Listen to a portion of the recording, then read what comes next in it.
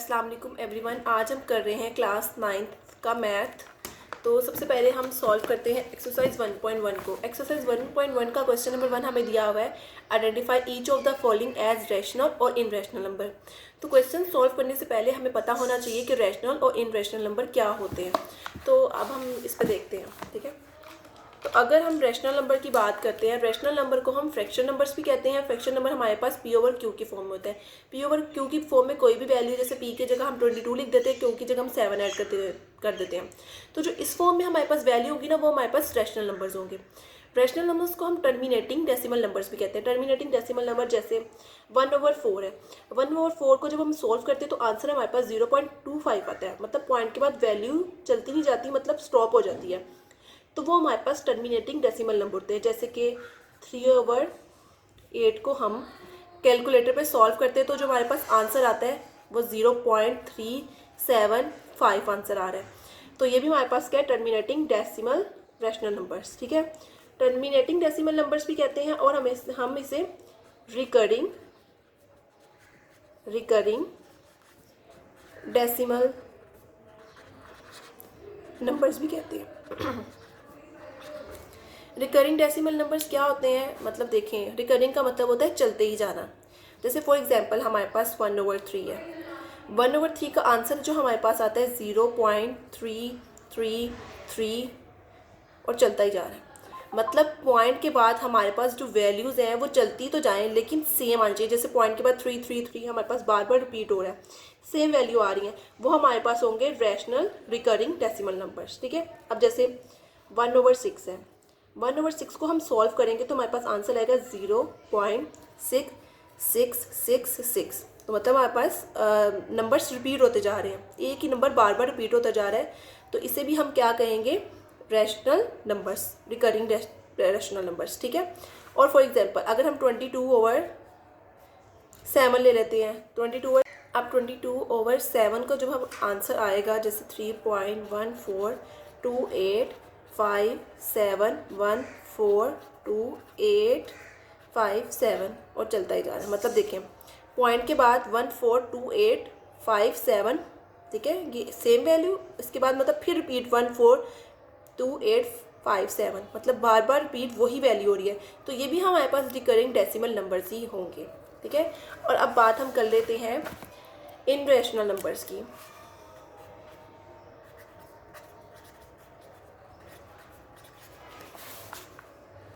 इनरैशनल numbers की अगर हम बात कर लेते हैं तो उसको हम नॉन टर्मिनेटिंग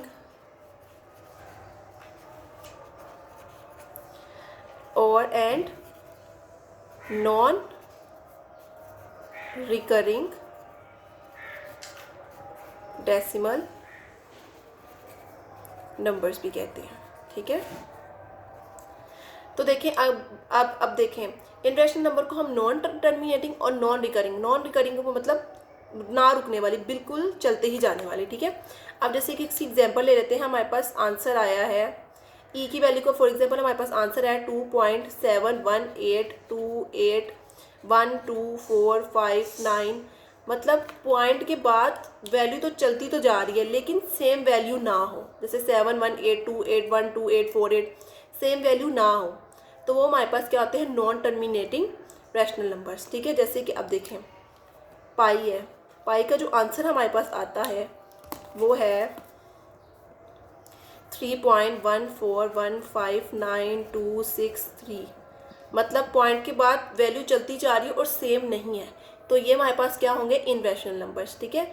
अब अगर हम बात करते हैं √5 की, ठीक है। अब देखिए, √5 एक परफेक्ट स्क्वायर रूट नहीं है, ये सॉल्व नहीं हो रहा।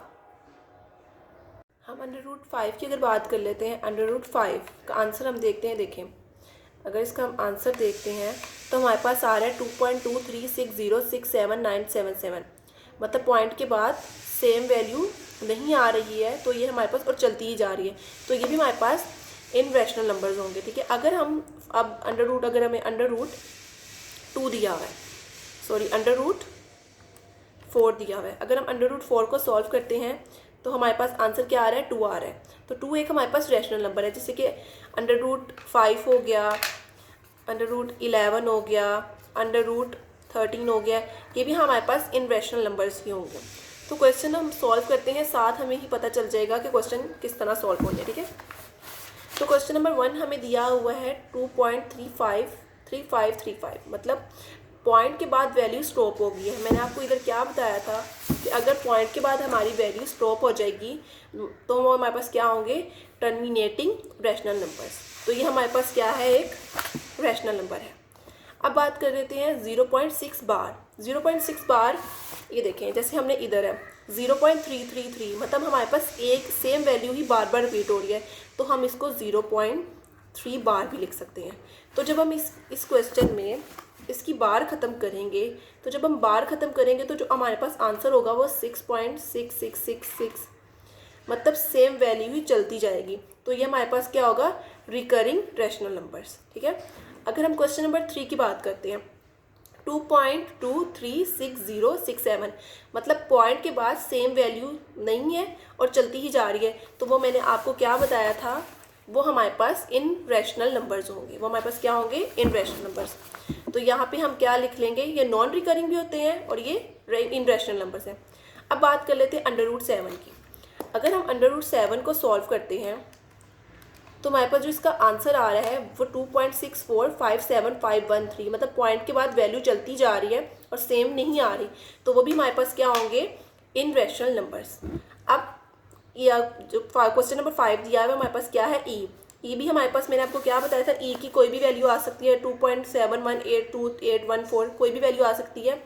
पॉइंट के बाद सेम वैल्यूज़ नहीं आ रही और चलती ही जा रही हैं, तो ये भी हमारे पास क्या होगा, इन रैशनल नंबर, ठीक है। और अगर हम पाई को सॉल्व करते हैं, पाई को भी हम जब सॉल्व करेंगे तो जो हमारे पास आंसर आएगा वो 3.14 चलता ही जाएगा और सेम वैल्यू नहीं होगी, तो ये भी हमारे पास क्या होगा, इन रैशनल नंबर।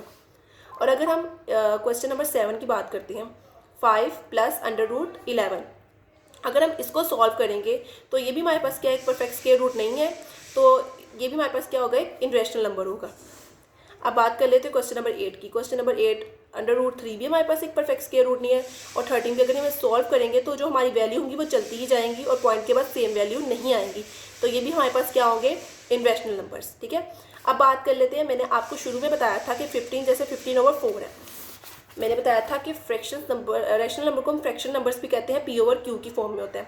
P/Q की फॉर्म में जैसे 22/7 है, 5/4 है, तो ये हमारे पास क्या है, इन रैशनल नंबर्स हैं, रैशनल फ्रैक्शन नंबर्स हैं, तो ये भी हमारे पास क्या होगा, रैशनल नंबर्स, ठीक है। अब बात करते हैं क्वेश्चन नंबर 10 की। अगर हम क्वेश्चन नंबर 10 को सॉल्व करते हैं, क्वेश्चन नंबर 10 हमें दिया हुआ है 2 - √2 2 + √2, ये हमारे पास फॉर्मूला बन रहा है a - b का स्क्वायर, a + b का स्क्वायर, ठीक है। अब देखिए इधर भी a और इधर भी a दिया हुआ है, तो हम a2 का स्क्वायर लिख सकते, मतलब इधर भी 2 दिया हुआ है और इधर भी हमें 2 दिया हुआ है, ठीक है, तो हम 2 का स्क्वायर लिख सकते हैं। यहाँ पे भी √2 दिया हुआ है और यहाँ पे भी √2 दिया हुआ है, तो यहाँ पे भी √2 लिख के उसके ऊपर स्क्वायर डाल देंगे, प्लस माइनस माइनस, ठीक है। अभी देखिए ये √√, से कट गया, 2 को 2 टाइम्स करेंगे तो 4 आ जाएगा, और ये 2 ऐसे ही आ गया। 4 में से -2 करेंगे तो हमारे पास 2 आ जाएगा। 2 भी हमारे पास क्या है, एक रैशनल नंबर है।